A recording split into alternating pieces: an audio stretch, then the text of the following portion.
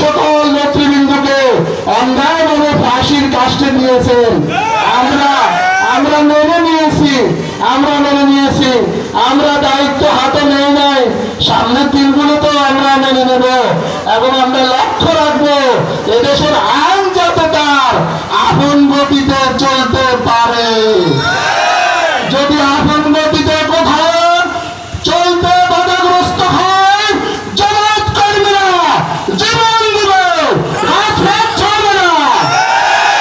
দেশের মাটিতে তাদের পিছু হতেই হবে, দেশের মাটি তাদেরকে ক্ষমা করবে না।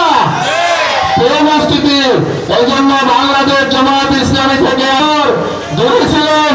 জামাত সম্পর্কে আপনারা অভিজ্ঞতা নিতে পারেন নাই, শুনতে পারেন নাই। মাত্র দুইটা খবর প্রকাশ হয়েছে। একটা হলো ঢাকা বিশ্ববিদ্যালয়ের সভাপতি 6 জন সমন্বয়কের মধ্যে একজন, ওনার এই আলহামদুলিল্লাহ বলেন, ইসলামী ছাত্র শিবির জামাত ইসলামী যখন যে কৌশলে কাজ করা দরকার সেই কৌশলে কাজ করে 16 বছর আমাদের অফিস বন্ধ রাখছেন। কার্যক্রম কি বন্ধ ছিল? প্রত্যেকটা সহযোগী সমর্থকের ঘর আমাদের অফিস ছিল। আলহামদুলিল্লাহ বলেন, একটা অফিস বন্ধ হয়েছে, ইউনিয়ন অফিস বন্ধ ছিল, ওয়ার্ড অফিস খোলা ছিল 10টা। প্রত্যেকটা কর্মীর বাইরের অফিস, কোন অফিস লাগে না, কোন লাইন লাগে না, কোন অনলাইন লাগে না।